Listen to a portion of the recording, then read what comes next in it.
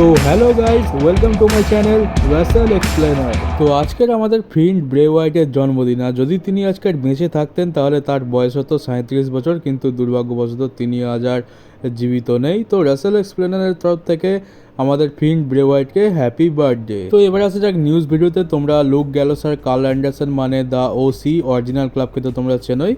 তো এরা তার একটা ইন্টারভিউতে বলেছে যে এরা জাপানে খুবই ফেমাস। এনজেপিডব্লিউতে এরা তাদের ক্যারিয়ারের শুরুতে এছাড়া বেশিরভাগ সময়ই কাজ করেছে, এমনকি এজে স্টাইলসও এনজেপিডব্লিউর একটা বড় সুপারস্টার। কিন্তু তারা চায় যে তারা যেন ডাব্লিউডব্লিউর মধ্যেই তাদের ইন রিং ক্যারিয়ার শেষ করে, মানে তাদের রিটায়ারমেন্ট প্ল্যান ডাব্লিউডব্লিউতেই থাকবে। মানে তারা যখন রিটায়ার হবে তারা অন্য কোথাও রিটায়ার হতে চায় না, তারা ডাব্লিউডব্লিউ রিংয়েতেই তাদের শেষ ম্যাচ লড়ে রিটায়ার হতে চায়। এটা এমনটাই তাদের ইচ্ছা। আর এখন আপাতত তারা ডাব্লিউডব্লিউতেই থাকবে, কারণ ডাব্লিউডব্লিউ ছেড়ে চলে যাওয়া এটা একটা বোকামোর কাজ। এটা আমরা রিসেন্ট টাইমে বেশ কিছু ঘটনাতে দেখেও নিয়েছি। আর তোমরা একবার এই ফটোটা দেখো। এই ফটোটা দেখে তো প্রথমে তোমাদের মনে হবে যে এ লোগান পলের কোনো হারিয়ে যাওয়া ভাই, কিন্তু না, এ লোগান পলের কোনো হারিয়ে যাওয়া ভাই না, এ হচ্ছে আমাদের ডেক্সটার লুমিস। তো ডেক্সটার লুমিসকে তো একেবারে চেনা যাচ্ছে না। গোঁপ আগে ছিল, এখন দাড়িও গজিয়ে গেছে, আর মাথার টুপি পরে রয়েছে, তো খুব একটা চেনাও যাচ্ছে না। আর ডেক্সটার লুমিস এখনও কিন্তু ডাব্লিউডব্লিউর সাথেই আছে। আর এমনটা মনে হচ্ছে যে ডেক্সটার লুমিস হয়তো আঙ্কেল হাউডির হোয়াইট 6 টিমেতে জয়েন করবে।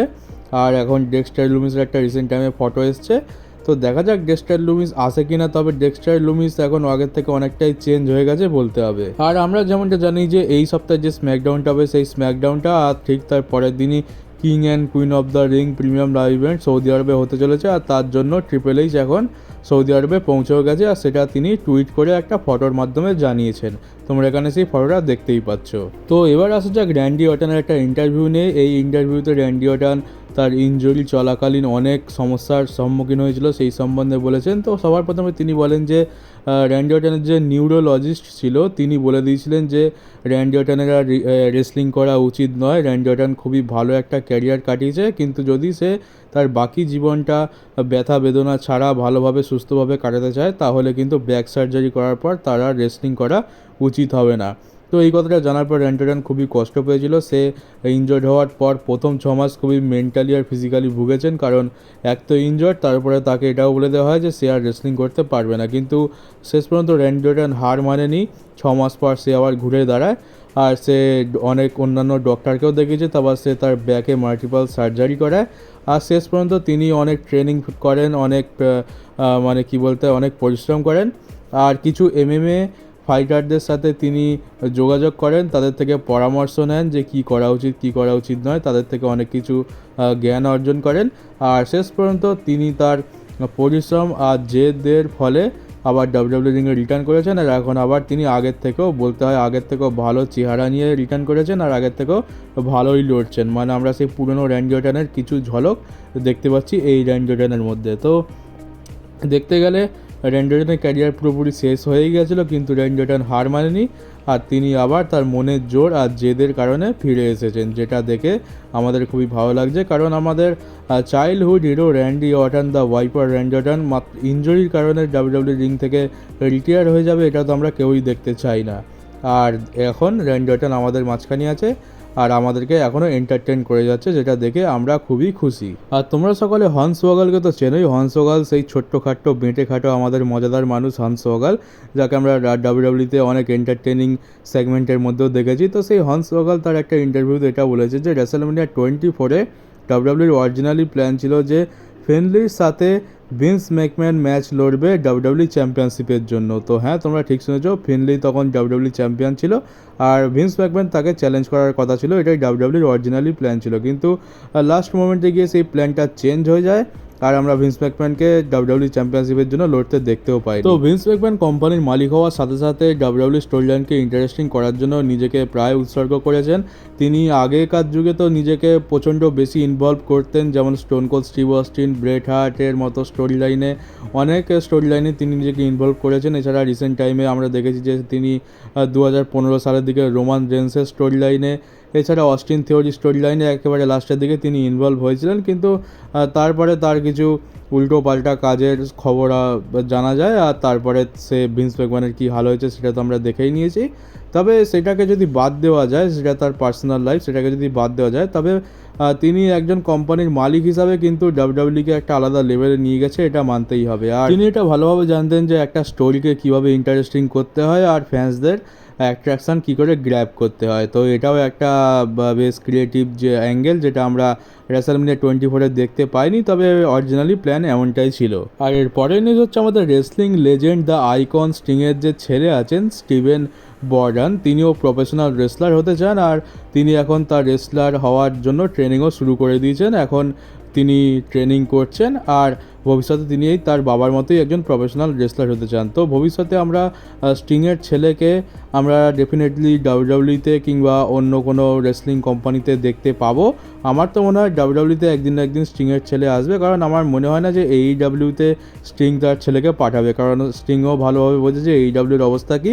আর বাইরের রেসলিং প্রমোশন তো তোমরা জানো ডাব্লিউডাব্লিউর মতো অত বড় নয়। যদি বড় নাম কামাতে হয়, বড় জায়গায় যেতে হয়, বড় স্টেজ পেতে হয়, তাহলে তোমাকে ডাব্লিউডাব্লিউতেই আসতে হবে।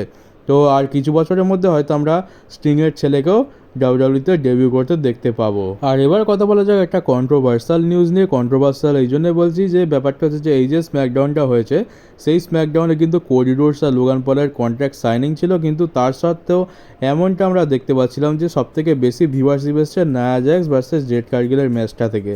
তো লোকে কোডি রোডসের থেকে নায়া জ্যাক্স আর জেড কার্গিলকেই বেশি দেখছে, এইটা সোশ্যাল মিডিয়াতে খুবই ছড়িয়ে যায়। আর আমরা দেখছিলাম যে আরে কী হচ্ছে, কোডি রোডস একটা চ্যাম্পিয়ন, কিন্তু তার সত্ত্বেও তাকে পাত্তা না দিয়ে সবাই জেড কার্গিল আর নায়া জ্যাক্সকে পাত্তা দিচ্ছে। কিন্তু এখন সেই রিপোর্টটা একেবারে ভুল দাঁড়িয়েছে, আর একটা নতুন রিপোর্ট এসছে। সেই রিপোর্টে এটা বলা হয়েছে যে নায়া জ্যাক্স আর জেড কার্গিল নয়, বরং কোডি রোডস আর লোগান পলের যে কন্ট্রাক্ট সাইনিংয়ের সেগমেন্ট হয়েছিল, সেটাই স্ম্যাকডাউনের সবথেকে বেশি দেখা আর সবথেকে বেশি ভিউয়ারশিপ প্রাপ্ত সেগমেন্ট। তো এবার ব্যাপারটা হচ্ছে যে আমরা এরকম রিসেন্ট টাইমে অনেক দেখেছি।